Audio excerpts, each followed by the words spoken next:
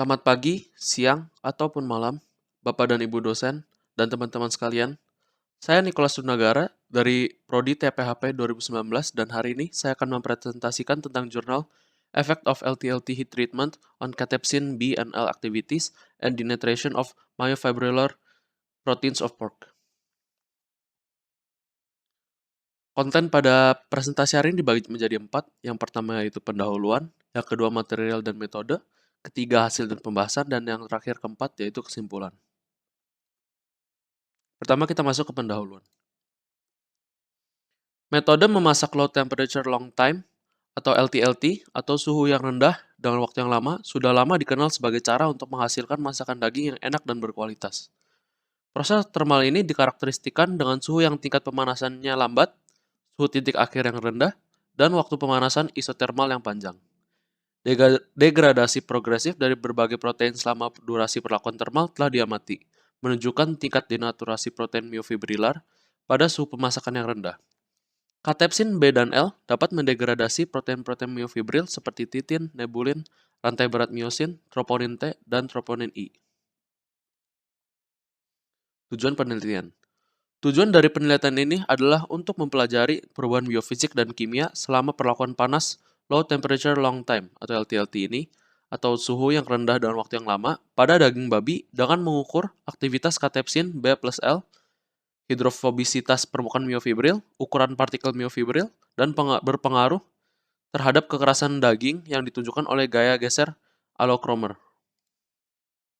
Material dan metode. 2.1. Sampel dan perlakuan thermal. Sampel pada penelitian ini yaitu otot longissimus thoracis et lumborum, yaitu otot pada bagian dalam punggung. Sampel diambil dari kedua sisi dari 6 ekor babi pada kondisi 48 jam postmortem setelah pemotongan dan pendinginan secara konvensional dari rumah jagal komersil di Finlandia.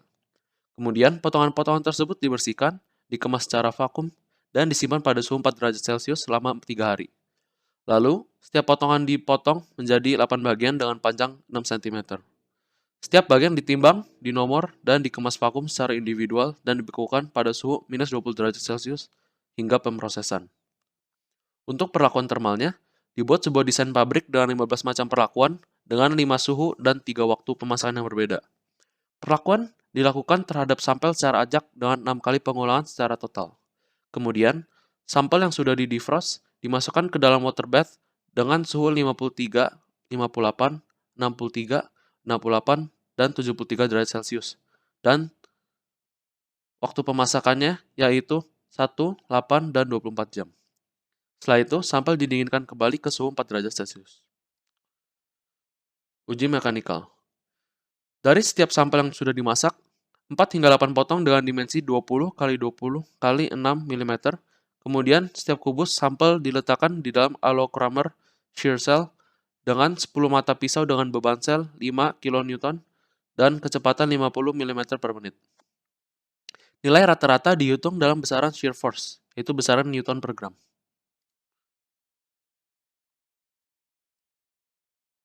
Kemudian, kita masuk ke ekstraksi myofibril dan kuantifikasi protein. 2 gram sampel beku dihomogenisasi pada kecepatan 13.500 rpm dalam tabung sentrifugasi dengan 10 ml buffer kekakuan dingin dan disentrifugasi selama 10 menit. Proses ini kemudian diulang dengan waktu sentrifugasi 20 menit untuk menghilangkan protein sarkoplasmik. Kemudian, dihasilkan pelet myofibril dan disimpan pada suhu minus 20 derajat Celcius hingga analisis. Kandungan protein akan akhirnya dihitung dengan DC Protein Assay Kit. Selanjutnya kita masuk ke 2.4 yaitu denaturasi protein.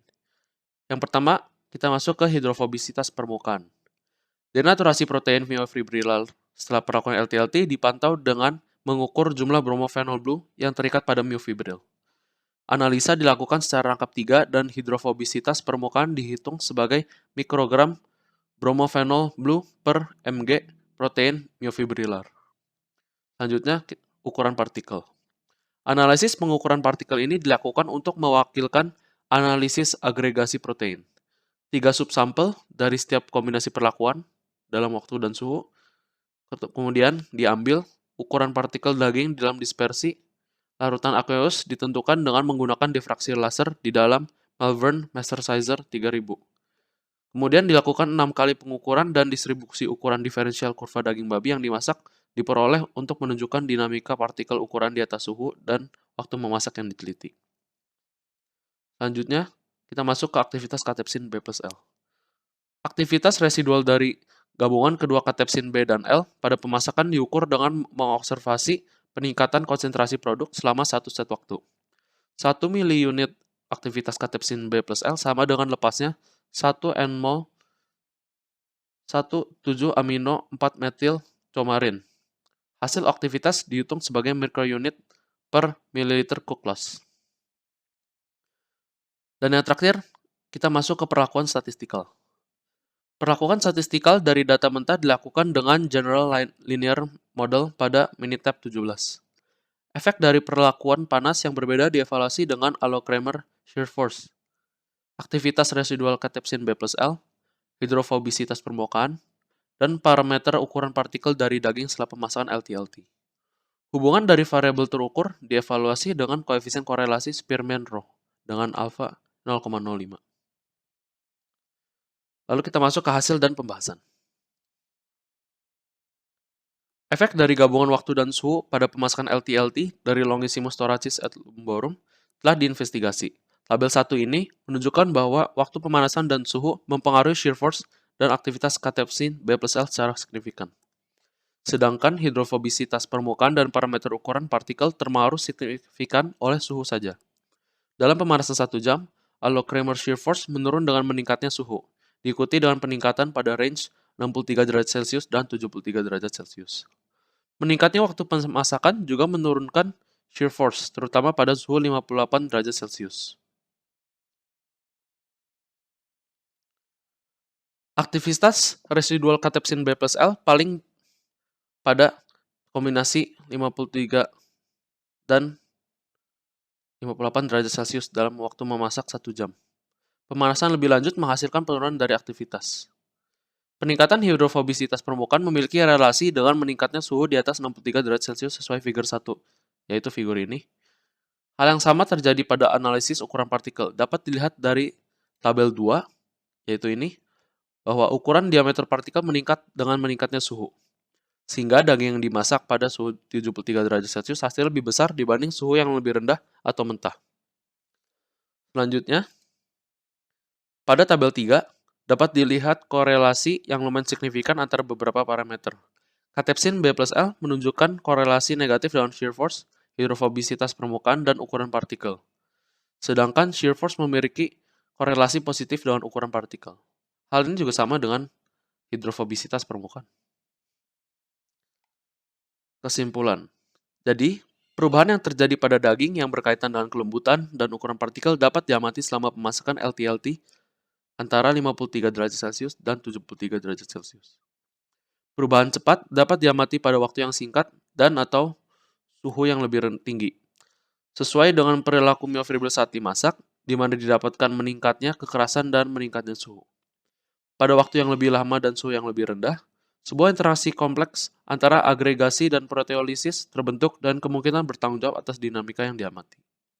Hasil keseluruhan dari penelitian ini menunjukkan bahwa pemasakan LT-LT antara 53 dan 63 derajat Celcius menawarkan kesempatan untuk melawan kekerasan yang diinduksi panas dari myofibril melalui aksi enzim proteolitik, yang bersamaan dengan perubahan yang terjadi pada fraksi protein lain berkontribusi pada berkurangnya kekerasan. Sekian presentasi dari saya. Terima kasih.